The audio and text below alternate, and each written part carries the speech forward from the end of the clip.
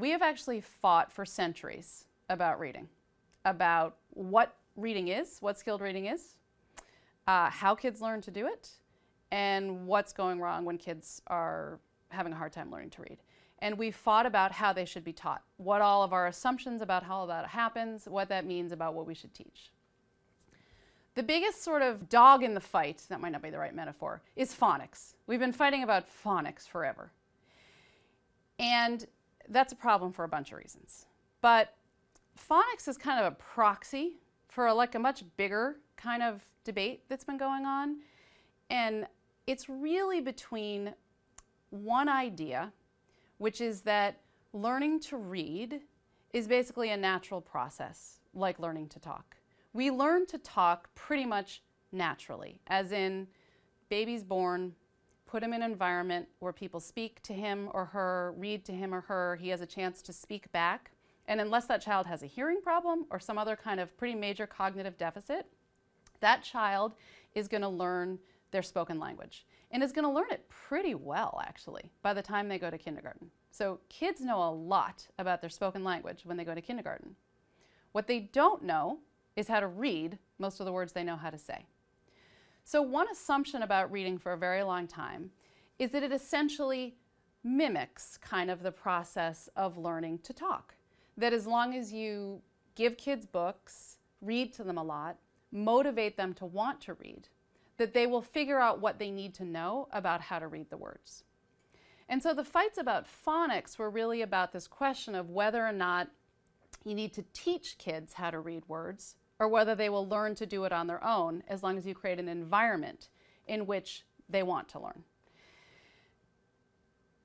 It's still a problem when we talk about, so the people who were for phonics for a long time, so let's go back to like the late 1960s. Say late 1960s, there had already been centuries of fights about phonics and this basic disagreement about whether kids need to be taught their written language or whether they learn it naturally. But back in the 1960s, the truth is that for the most part, no one really knew the answer, right? We didn't really know that much about how kids learn to read. But what happened is in like the 1970s, 80s, 90s, there was this explosion, essentially, in research, ways of asking questions about reading, ways of investigating it. We started to be able to eventually see into people's brains and really be able to look at reading brains versus non-reading brains. A whole lot's happened over the past, basically, 50 years in terms of scientists getting really curious about what is going on in our minds when we look at words and make sense of text. Part of the problem is that a lot of the people who got interested in doing that research weren't in schools of education. They were cognitive scientists and linguists, neuroscientists eventually, some educational psychologists and psychologists, but for the most part, the people who were sort of studying the science of reading and sort of establishing the science of reading were sitting like in buildings across the quad from the people in schools of education.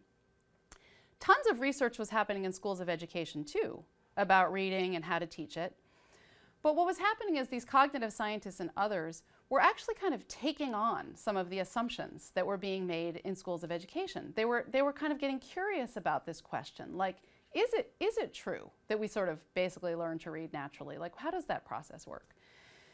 And they also were taking on some of the kinds of assumptions that undergirded the learning to read as a natural process camp, which sort of became the whole language camp. It's all very complicated. But they were really kind of,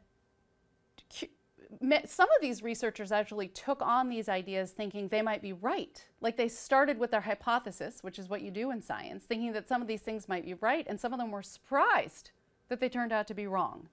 Some of the even theories about like how we even read words, like how do we do that?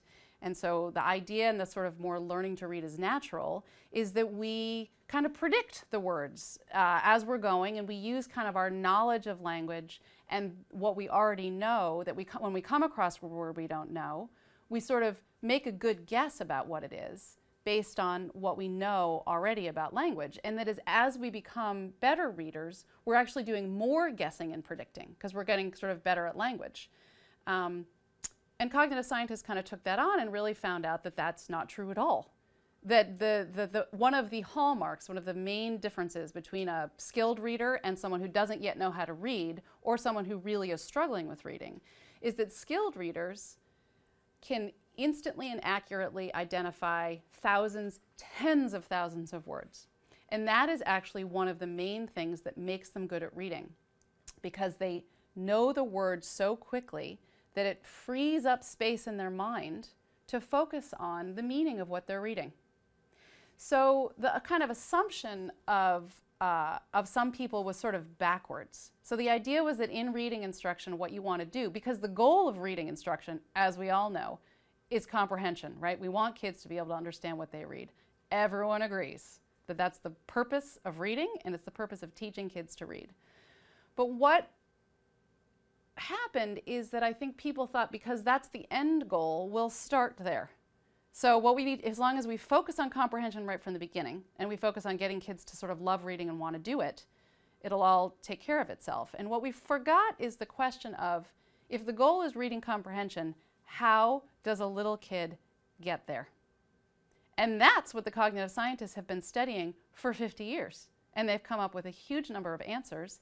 And those answers don't tell us how to teach reading, but they are very informative in terms of what you would focus on and what you should focus on at different periods in a child's developmental process of learning how to read.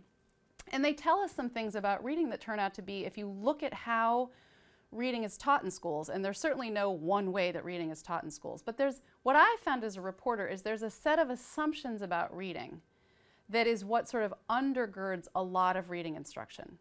And for the most part, when you go into a school, I mean, part of the problem with this whole topic is it's sort of a mess. Like you can't really say that's how they teach reading over here and that's how they teach reading over here, because in most schools, I mean, surveys show this, other kinds of research show this, like they're using a lot of different things, a lot of different programs, a lot of different techniques. Teachers can, in a lot of places, because the way that American schools are set up, can kind of do a lot of what they want. Even in an age when we think things have become more centralized and more top-down, they're really not. Like the United States of America has an education system that is sort of fundamentally holds the belief that teachers themselves and then individual schools, individual school districts, then states get to decide how they want to teach and what they want to teach.